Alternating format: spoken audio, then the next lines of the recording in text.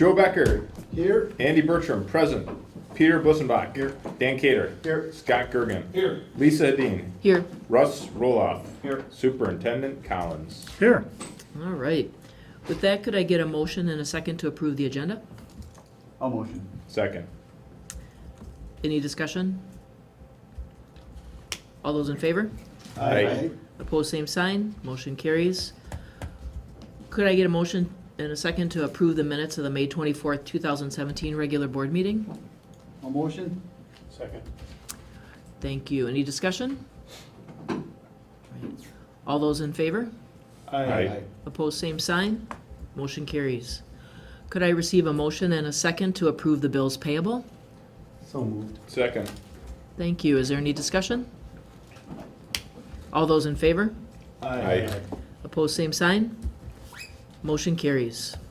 And with that, we are into the superintendent's report. And I think part of this for you as board members is a review. Some of this I'm doing for Hastings Cable Television because it's a good way to get it out to the public. But the first thing I wanted to just go through again is our operating levy and our history, just as a reminder for you and again for the community. And of course, Deanna helps me put everything into a one frame that I believe is pretty easily explained. And if you look up there, just a reminder of our history in Hastings. And in 2003, we had a new levy where we asked for an increase on our operating from our taxpayers, and that was for 8 years, and it was approved. Then in 2005, we went out again, and we asked for another levy at that time, and that was approved for 8 years. And those two levies helped us do two things. One, we were in statutory operating debt at the time, so they helped us climb out of debt. And then we also asked enough so that we could be lowering class sizes and at the same time building a fund balance. And they definitely helped with that. In 2005, on that one, we asked for a certain part of it to have an inflationary increase on it because we knew we were going to have continued declining enrollment. So we knew that in 2005, that dollar amount wasn't going to keep giving us more money, but we knew we were hoping that we wouldn't be going backwards. Then in 2011, we did a levy renewal and we did not ask for any additional money, and it was approved. In 2013, we asked for a levy renewal with no additional increase or money, and it was approved. So when you think about it, since 2005, 12 years ago, we have not asked for an increase in our operating levy for our community. Now, having said that, in 2003 and 2005, our community gave us quite a bit for a length of time to help us build that fund balance, so very much appreciated. But over a 12-year period, we've been basically operating off of that same dollar amount. In fact, I used 2010 as a base point, and what if our enrollment is what I think it will be in the year 2021, our operating levy in 2021 will be bringing in the same exact dollars as it is in 2010. So over that 11-year window, our district will be trying to operate on the same amount of money coming in from our public if we don't look to do an increase for our 2019 levy renewal. So again, as people believe that school district keeps taxing them, county keeps taxing, state keeps taxing us, city keeps taxing us. That's true, we do keep taxing, but as a school district, we've been living off of relatively the same amount of money and then relying on the state and our fund balance. So I just wanted again to review this with you as board members again as we look to go out in November for quite possibly, I believe, both a bond vote and an operating levy vote. This is some good background information for you to have as talking points when you're out talking. Any questions on that? Community survey, I just want to give you a flavor. I've been working on the community survey with Scott McQueen. I've been working on it with Don Lifto, Kelly Smith. I do bounce some of the questions off Deanne and Kim once in a while to get their opinion, but I really rely heavily on Kelly Smith and Don Lifto, who they do this in many communities. So this just gives you a feeling. Some of the questions will give the school board information on how are our schools doing, how is the leadership doing, what do you believe the fiscal management of the Hastings School is? Would you give it an A, B, C, D? And for all those watching, it's an A. We've been doing outstanding. Another part of it is going to be, these are some of the things that will be happening if our operating levy doesn't get renewed and increased, or could be happening, and it helps give the board and myself a value. So if the levy is not increased, class sizes are going to increase. Would that make a difference in your opinion of voting? If the levy is not increased, so it can start put a value on, our class sizes valued more than mental health. Our class sizes valued more than technology support staff. Not that we're going to do what this survey, it just gives us some background information on what our community does value.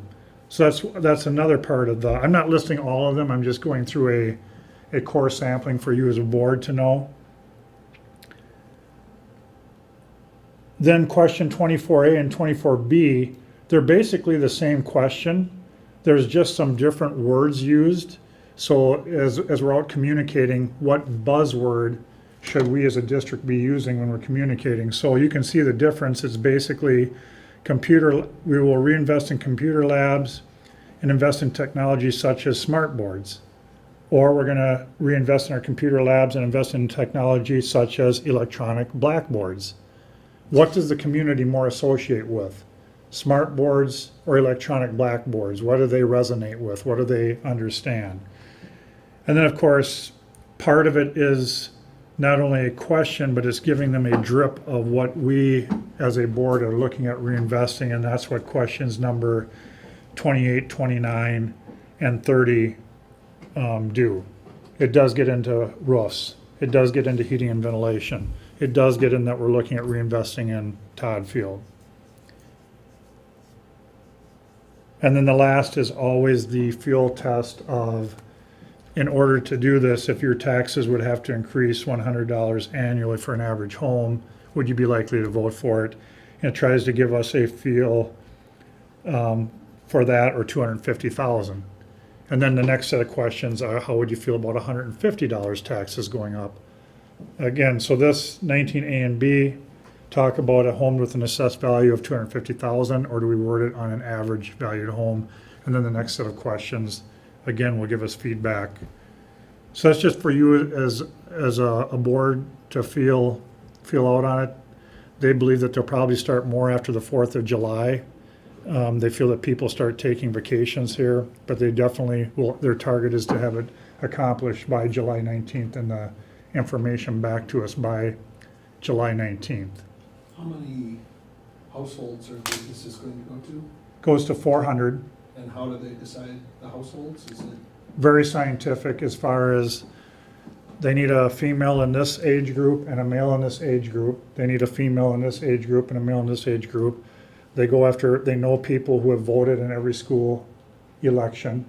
They go over after people, there's then a core group that are residents and have always been residents, and then a group that is new to the community. So then they can come back to us and say, you know, your people who have, your residents who have voted in every school bond and levy in the last 20 years are highly in favor of this. But people who have moved here recently aren't in favor of it. So it helps teach us who we need to educate. It might say that everybody between the ages of 20 and 36, they're in favor of it. They appreciate everything that has to be done, but they're only willing for their taxes to go up to 30 bucks a year. So it starts giving us some feedback on who we need to communicate with, and when we're talking to that group, what should I be talking to them about and educating them about, and what should we be talking about? So 400, they said, is a very good sample size for a community our size, and they talked about national surveys being, I want to say 1,400 to 1,600 in a national survey of having validity. If all 400, if the 400 don't respond, do they keep? They keep going. Keep going until they get 400. And the thing is let's say that they're asking somebody in the 50 to 60 age group. They have to keep calling somebody in that age group. So if they can't get 5 males in that age group, they just keep going down the list to the next male, to the next male, to the next male.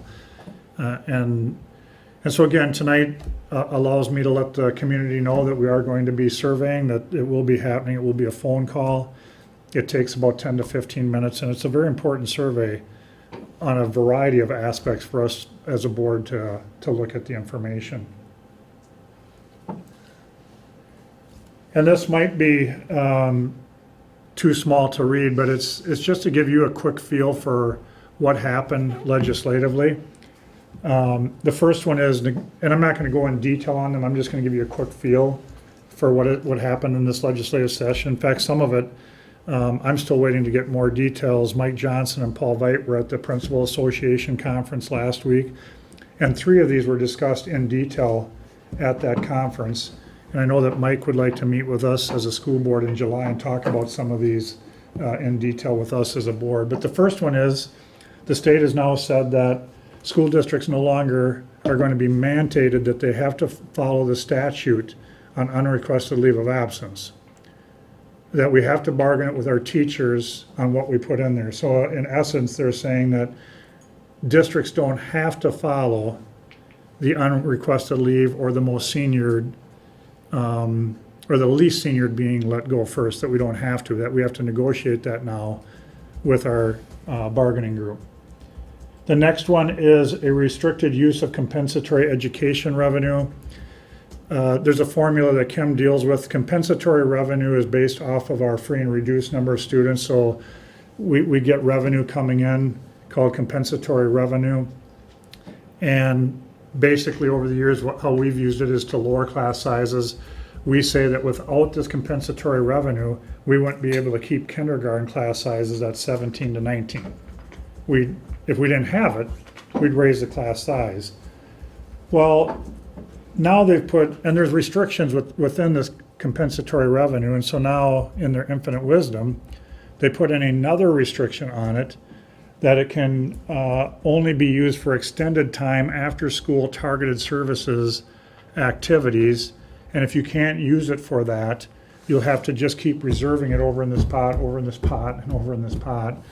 And Kim believes at this time that we do have enough targeted services where we're going to be able to code it to that use.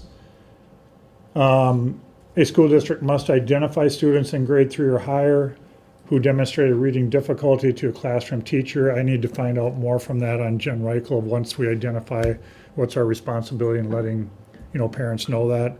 I believe that we do a pretty good job on that right now with MCAs and everything else, that the results, you do sit down with a 3rd grader and a 4th grader, and you, as a teacher, you're able to show the MCAs and show whether they're at grade level or not. So I don't think that that's that big of a one. Dyslexia report, we just have to show to the state or explain that are we testing or screening for dyslexia. PSEO, access to the building, this is one that Mike will want to chat with us about. Basically, it's saying that if you have high school students who are PSEOing to other colleges or universities, that you have to allow them in your high school site. So, and they have free use to your facility. So let's pretend that all 5 of you are PSEOing to the University of Minnesota, but you don't have class on Tuesday, and neither do you, and neither do you, and neither do you, that we have to open up our building and you can come in and use our computer lab or our library media, or you can roam freely within our school. And I think that's where Mike's going to find out from the Roger Arneson, who's the Principals Association attorney. He's probably going to say, yes, you have to allow them in there, but that doesn't mean that you can't restrict those students to a certain area. I don't see a huge problem with this, but I could picture a high school with 4,000 students in it. And if 100 of them are PSEO students and they get to, who's supervising them, who's monitoring them, you could see how that could get to be a problem in a very large high school, but we'll find out more from Mike on that. The next one also is they want it, the board now has to have a policy on credits, grade point, average, weighting. And they're not saying that you have to go towards weighting, but you have to have a policy on whether you're going to or not. And of course, if you're going to, then they want it in policy, which any school that would have weighted, you of course would have it in a policy because parents would want to know what it is. But now they're saying that all schools have to have a policy on it. Again, Mike and Paul were at a conference last week, so they'll bring back more details on that. Planning for students' transition to post-secondary education, personal learning plan for a junior at high school. It has to include the Minnesota Comprehensive Assessments. I don't know why that wouldn't. I don't know why when Joe Becker's daughter just graduated, why that information wouldn't be in her portfolio, why that wouldn't be in Russ's sons, but I'll find out more from Mike on that one as well.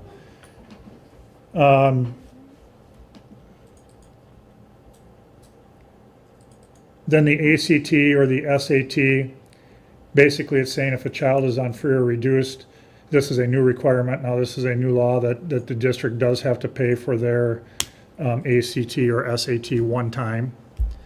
And that it's our option if we want to pay for other students to take the ACT, SAT, and or if a student comes up and says, I'm not on free and reduced, but I don't have the money, my parents don't have the money, the district has to have a policy or plan in place for, are they going to waive then the cost, and is the district going to pay that for those students?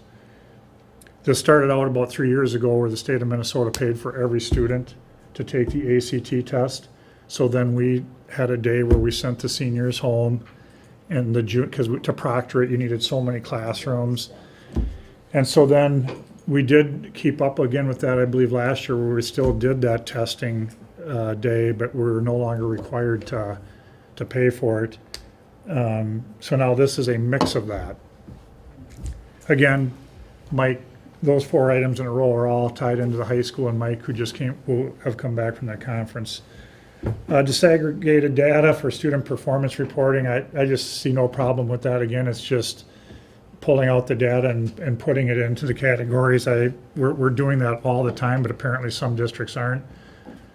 Participation for the MCAs, it's just that we need to post a form on our website so all students know about the annual testing. Again, not an issue for us because we'll post it because right now we're doing it. School performance reports, that ties into Jen again and the Every Student Succeeds Act. Lead in the school drinking water by July 1st of 2018. The district will have to have a policy, and within that policy, it will be having at least testing at least every 5 years. We have been on that plan of testing every 5 years. Now, school districts must make the results available to the public and notify parents that this information is available. That's another thing that we haven't been doing, so now we'll have to be doing that, which is fine. I have no problem with testing and letting it be known what the results are. One question is, so we can't, again, that all comes from the same spot, so we can't rely on what the city tests, we gotta run our own. Yes. Well, it kind of comes down to, I mean, some of the issues have been water sits over break in your lines in your building. Yeah. It's not what's at the city, but it's in your building. Right, but when would you test? Would you test right after break or during? Well, we've got a practice of doing it right now. Right, So I'm you just- just, yeah. you just do that. Then the last one that's new is that, and this will impact us as we're going for a bond, and Scott McQueen did talk to us about this, that the board must hold a public meeting to discuss the commissioner's review of comment before the bond election. So it used to be that you could just send your plan up to Commissioner of Education. They'd send it back to you and say, yes, we've checked all the T's and I's, you're good to go. Now they've added that once the commissioner sends that back to us, then we have to hold a public meeting, again, which I'm fine with that. And Scott just told us as a school board, that's, even though you have a timeline of when you have to make the final decision and when you need to let the state know that you're going for a bond, this means that you probably should do it about 2 weeks sooner than what you were thinking because of the ability to hold that public meeting. And so that will impact us this year. So that's just a quick recap of some of the new requirements. And that's it for me. Thanks, Tim. Yeah, thanks, Tim. All right, we're gonna move on to our action items then. that part of the agenda. Our first action item is a motion to approve Russ Rohloff as the duly appointed school board member of Intermediate School District 917 to represent Independent School District number 200 for a term to be 3 years in length, effective July 1st, 2017. Well, I'll make that motion. I haven't even called for it yet, but all right, we'll give Dan the motion. No. He'll second it too, if you could. I'll second that motion. All right. Is there any discussion? I'll just say that I've been out there 10 years and I'm a legend out there. No pressure. For what reason? He's the Lonzo Ball of 917. You'll always be on speed dial. Yeah, thank you, Russ, for being willing to take this on, and thank you to Dan for the years of service that you've given to 917. Thank you. They're both very valuable, and I appreciate both of your interests in doing that. Is there any further discussion on this item? All those in favor? Aye. Opposed, same sign? Motion carries. I'm stating correct. Oh, you can vote for it. I always, Dan always I voted for always, I always himself. voted for it. All right, then aye. All right. You don't want it not to be unanimous.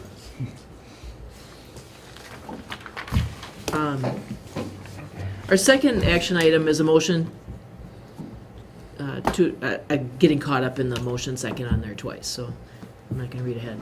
A resolution approving Intermediate School District 917's long-term facility maintenance program budget and authorizing the inclusion of a proportionate share of those projects in the district's application for a long-term facility maintenance revenue. Both this one and item number 4 are relatively new to school boards because the long-term facility maintenance revenue is new in the state of Minnesota, but basically it's saying annually you have to approve the plan. And as you all know, projecting 10 years out is extremely difficult. So last year we approved the plan. This one that ties to 917 where Dan sits on. And it's just saying that Hastings will pay our portion of their facility planning, just as Bloomington is going to approving their portion, just as South St. Paul and Inver Grove Heights. So I'd recommend its approval. Could I get a motion in a second? A motion. I'll second. Thank you. Is there any further discussion on this item? This is a roll call vote? Is that correct? Okay. You call All the right. roll? Joe Becker. Yes. Andy Bertram, yes. Dan Cater. Yes. Scott Gergen. Yes. Lisa Hadeen. Yes. Russ Roloff. Yes. Peter Blissenbach. Yes. Nice catch. All right, thank you.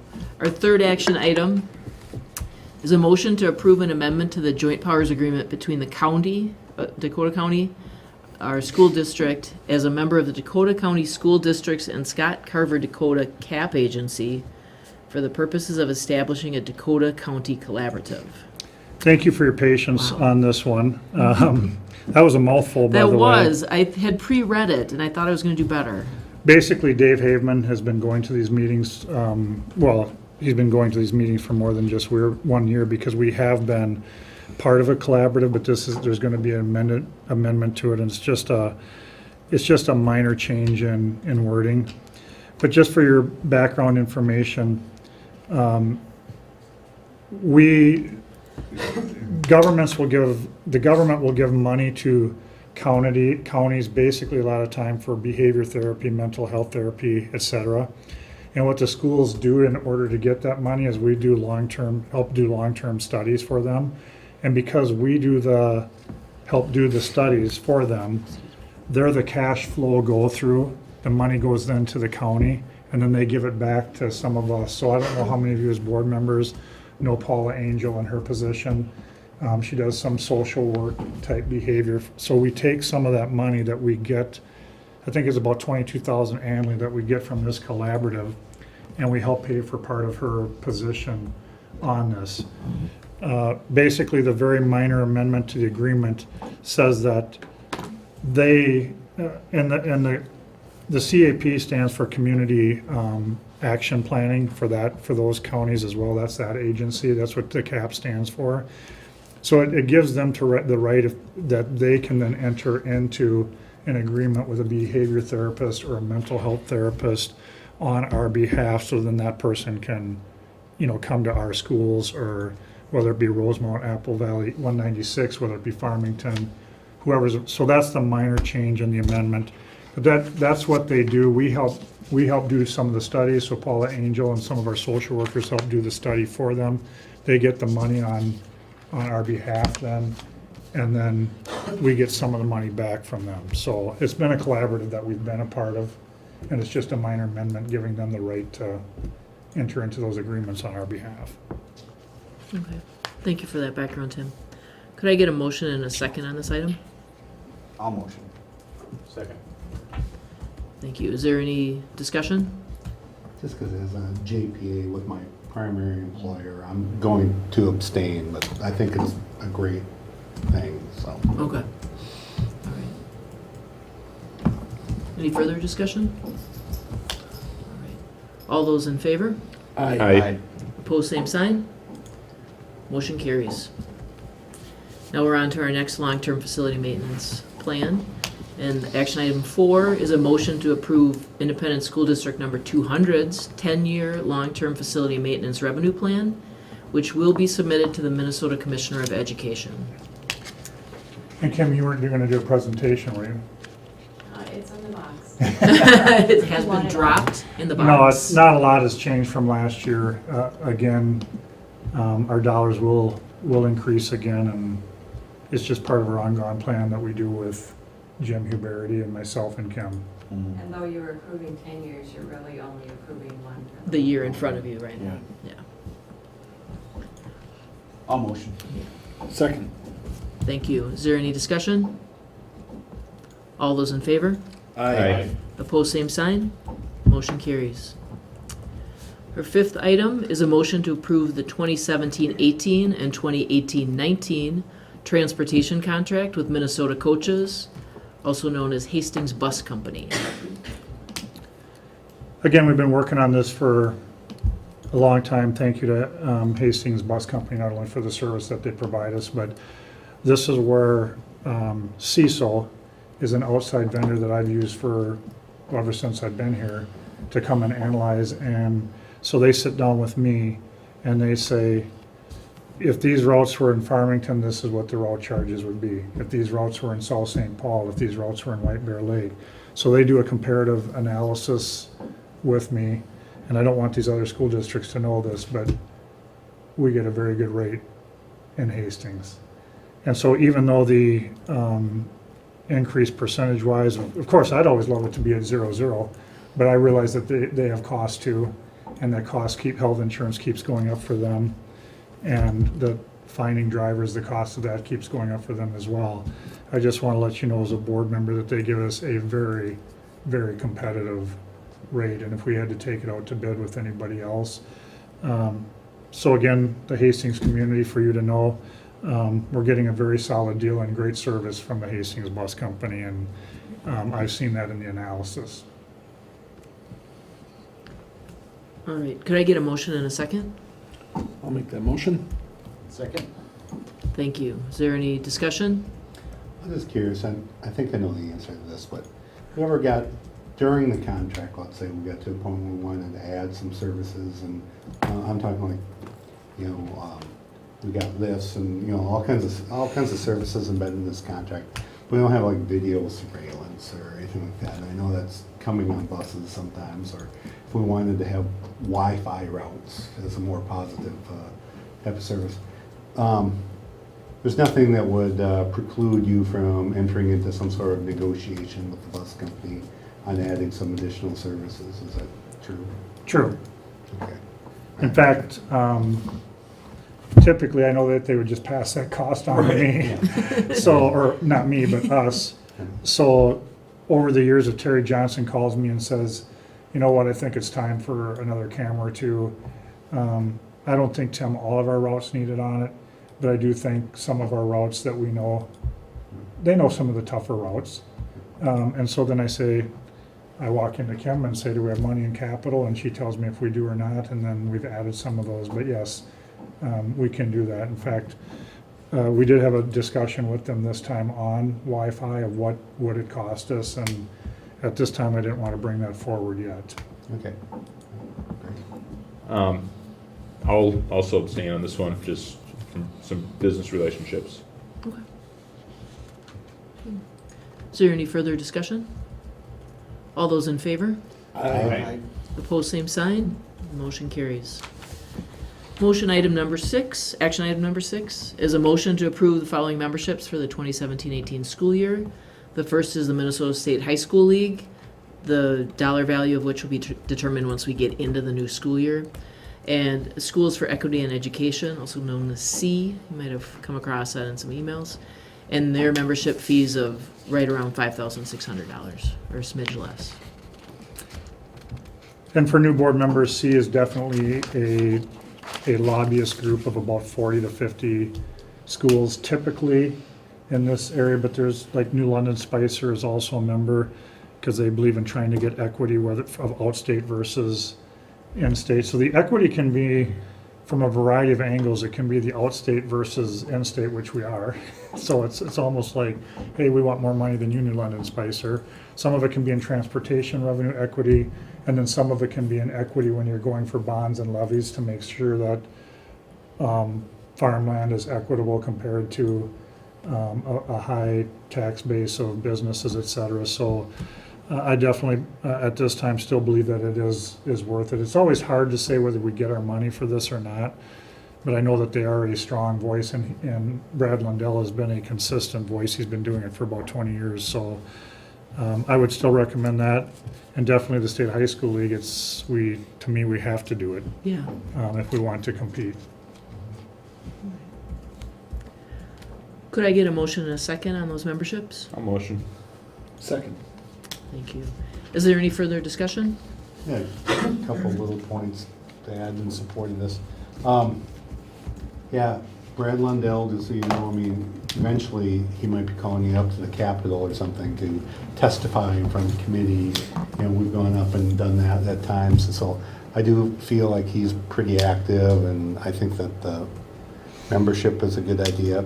At one point in time, I was concerned about, well, at one point in time, we dropped it. 917, you'll discover, is a member of kind of the rival agency, the AMSD, who seems to represent primarily the urban center. And so you'll be getting emails from both organizations, which is interesting. At first I expected them to be all in conflict. About 80% of the time they're advocating for the same thing. And every once in a while there is a issue that's urban versus rural, and that where they'll be advocating on slightly different sides. But for the most part, they're not nearly as in conflict as what I was anticipating. So it'll be interesting for you getting both sets of emails there.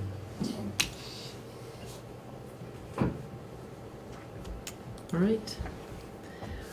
All those in favor of the membership in those two organizations? Aye. Opposed, same sign. Motion carries. Our 7th action item is a motion to approve the second reading of Policy 524, our unpaid meal charges policy. I'm just gonna have Deanna pull it up real quick. It's gone through policy committee, so thank you to the board members who sat with me on that. It's been through principals as we've walked and talked through it. We need to have it by July 1st, so tonight we do need to get this approved. Basically, the first 4 general statements are saying that we as a board believe that it is the parent's responsibility to pay for their child's meals, that if there's concerns, bring them forward, et cetera, that there is free and reduced, but it's still your responsibility. From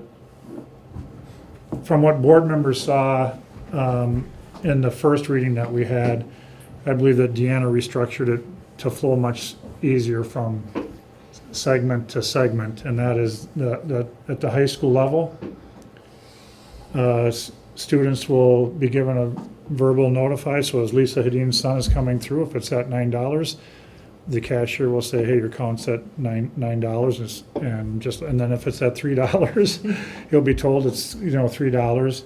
But then at the high school, once it immediately gets into the red, then the student's going to be told you don't have money in your account, and our committee and the principals all felt that by that time, most parents have qualified by free and reduced by the time we know who those families are, and that kids need to also learn resiliency and responsibility, and that my daughters learned it, that if they didn't have money, and if Tim Collins forgot to put money in the account, they figured it out and they asked a buddy for some money. Now, there might be some kids that don't have that resiliency skill, but it's one that we want them to learn as well.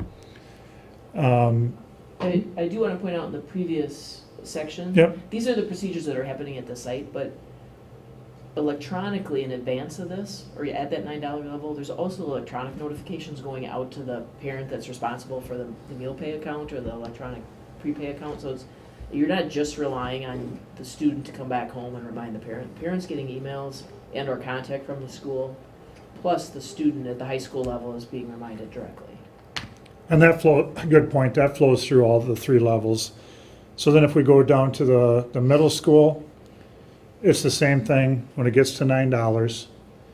The change is that when the meal count falls to a negative $9 in the red, then parents are gonna get mailed the free and reduced application. Principals will start getting involved along with the system, doing emails in the system, doing phone calls. Then once once it gets to $21 below, which is now 7 meals, or when you think about it, it's 2 weeks of being notified, because you were notified at $9, and then that's 3 days till you went in the red. Then it's another 7 days, and if we have a Friday off or a Monday off, it's almost 2.5 weeks that you and parents have been notified. Then at that point, the student will still get a meal, but it won't be the regular meal. It'll be a cheese sandwich, it'll be a peanut butter sandwich, it'll be fruit, etc. And they can get that meal for up to another 4 weeks that will be provided. So now the students and the parents will have had a 6-week or a month and a half, almost 2 months, depending on when our holidays break, EM break, etc. They'll have had phone calls, they'll have been connected with. And then after 4 weeks, if there's been no action taken, then the parents and the student will be notified that the school district is no longer providing a meal. Then at the elementary, we just expanded, it starts out again with the $9, then the negative balance. We let the elementary student go up to $30. Then it can be 8 weeks beyond that they'll get a meal provided. We talked about how we could do it where a sack lunch would be provided maybe, or a sack lunch would be brought down to the elementary students' classroom, so it makes them look and feel like they're bringing a sack lunch to the cafeteria, etc. So again, at the elementary level, a student would go 10 weeks to almost 12 weeks or almost 3 months where parents have been notified before we would then at that level say that, we're no longer going to provide the meal. As we did this research, and then the Angel account, we said that we are going to work on an Angel account. And of course, the Angel account all depends if people would give to the Angel account. So if we would get $1,000 given to the Angel account, then principals could tell parents, hey, Joe, I know that you just lost your job, and I know that you're $30 in the hole because you just lost your job. The Angel account can pay for that now that you've got your job back, to get you back to in the black again. So that's, the Angel account is meant to help out those tough situations. I don't believe that in the end the Angel account is going to be to blatantly, for a person who's blatantly never returned a phone call, never gotten back to us, and now they're so far in the hole and they just refuse to talk to us to necessarily bail their family out. Now, I'm not saying that it couldn't be used for that, but that's not really the purpose. And the Angel account is something that we're still going to have to find out if we get people who will give to the Angel account.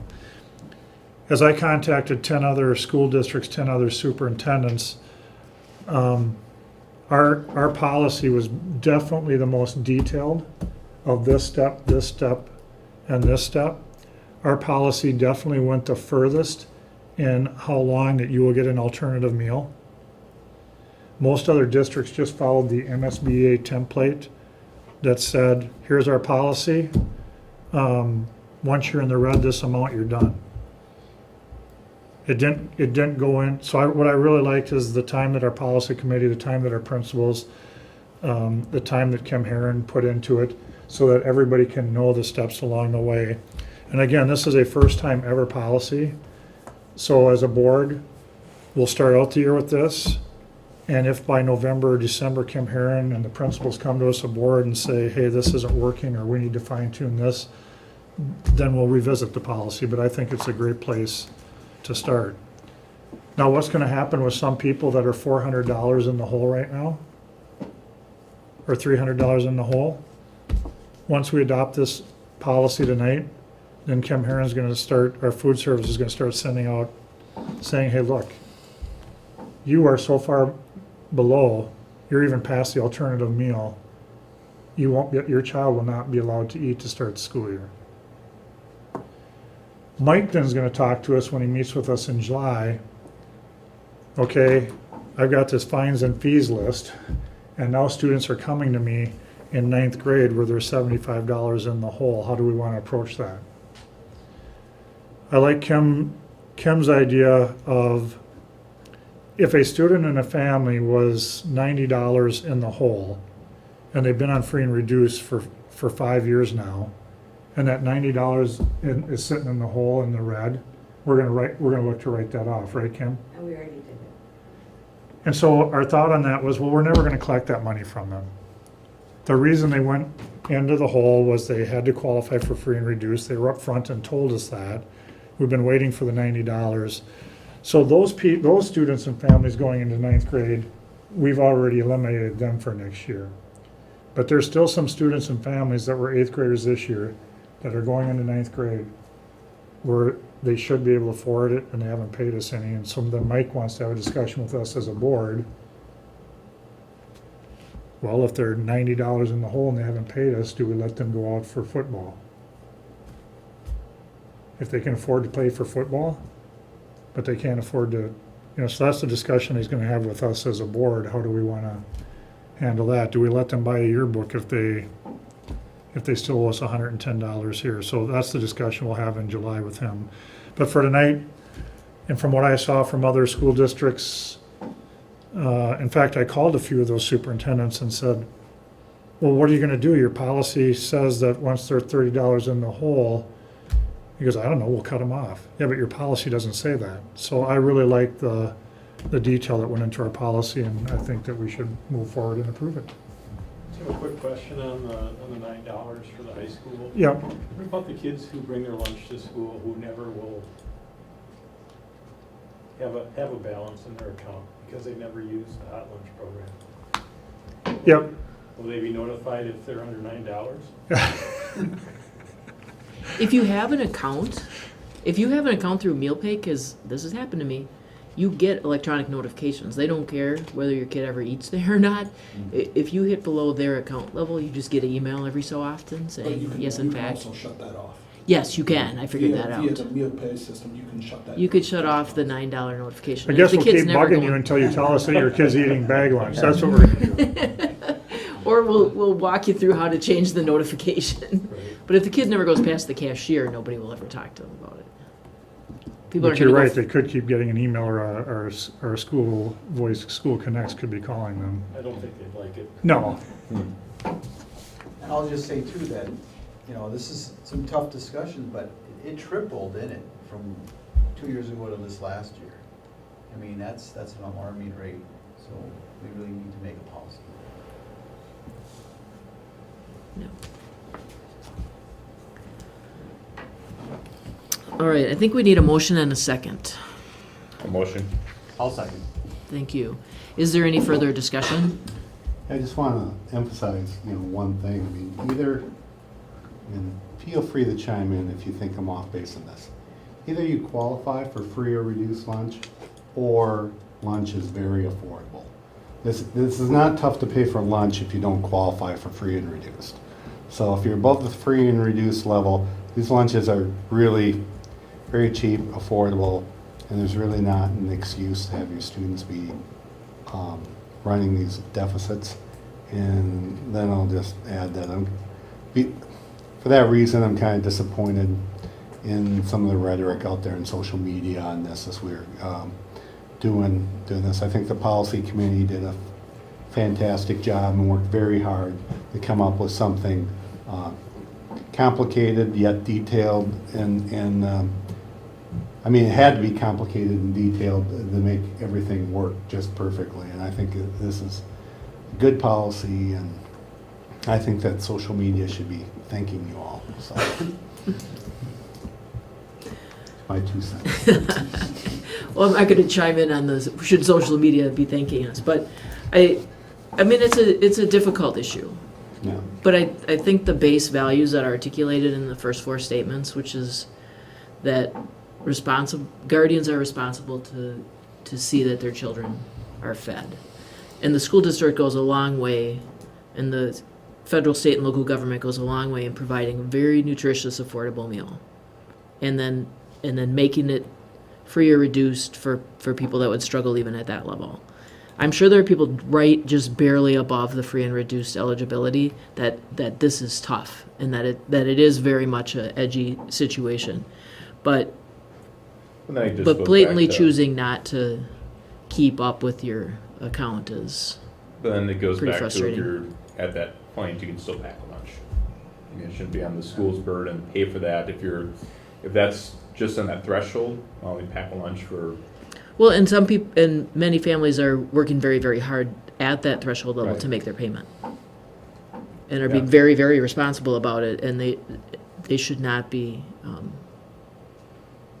treated unfairly. They should be acknowledged how hard they're working to make that payment when somebody who could just as easily be doing it, or much more easily, is not.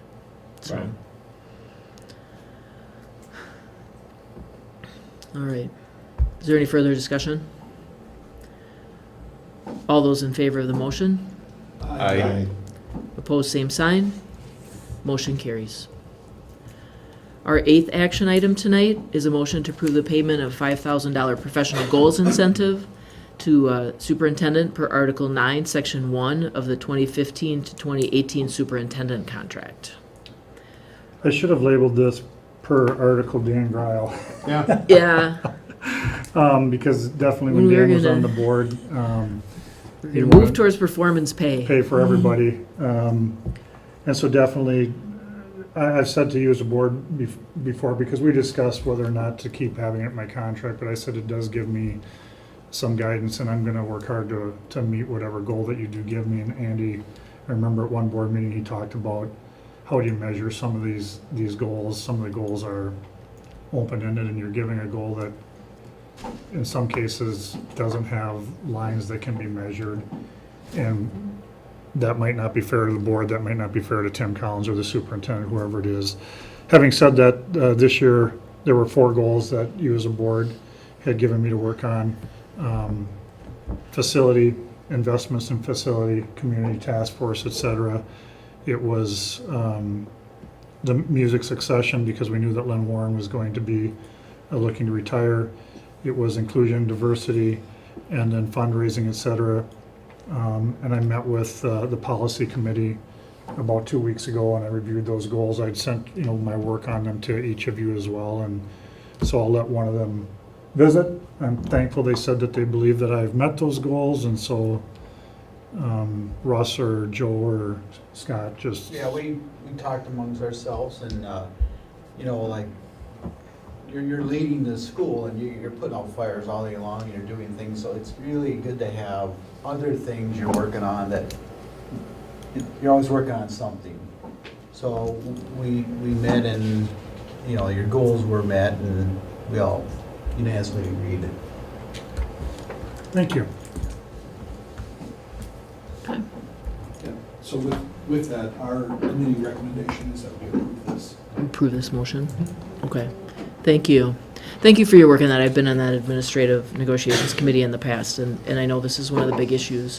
One, just clearly articulating the goals for a year is what I personally think is so important, is just to help keep that slightly mid-range view going. I think it's really valuable, and I know it's a challenging committee in that regard. It's very important. Could I get a motion and a second on this item? Motion? I'll second. Thank you. Is there any further discussion? Any questions for the committee? No? All right. Could I get a vote? All those in favor? Aye. Opposed, same sign. Motion carries. Our ninth action item is a motion to approve a resolution relating to the termination and non-renewal of the teaching contract of a probationary teacher. How much of this do I need to read out loud? It's the long statement of resolution is available on the district website under the agenda. I'd recommend to waive the reading Okay. and then do the roll call. Okay. I'd like to have the motion. I'll make the motion with the, reading being waived. Is there a second to that? I'll second that. Thank you, Scott. Roll call. Joe Becker. Yes. Andy Bertram. Yes. Peter Bussenbach. Yes. Dan Cater. Yes. Scott Gergen. Yes. Lisa Dean. Yes. Russ Rohloff. Yes. It's a very dramatic moment. Which way is he going to go? It was. Not much action in these meetings, so. All right. Our 10th action item for tonight is a motion to approve the resignation of 6 people. And they're listed again, available on the district website, and there is a hard copy here in the room if anybody wants to see that. Could I get a motion and a second? So moved. Second. Is there any discussion? All those in favor? Aye. Opposed, same sign. Motion carries. Our 11th item is a motion to approve the following leaves. We have 4 listed. Could I get a motion and a second? I'll motion. Second. Thank you. Is there any discussion? All those in favor? Aye. Opposed, same sign. Motion carries. 12th action item is a motion to approve the termination of the following probationary employees. We have 2 listed. Could I get a motion and a second? So moved. Second. Any discussion? All those in favor? Aye. Opposed, same sign. Motion carries. We then have a motion to approve the recall of an employee. Can I get a motion and a second? Second. Thank you. Any discussion? Sales, related to one of the resignations, I know, same position. Yes, yes. Yeah, it was a item we took action on last month, and Mhm. we're able to go this direction now. Terrific. Could I get a motion and a second? I lost Yeah, track you got where we it. are. You Did got it. I? Thank you. All those in favor? Aye. Opposed? Motion carries.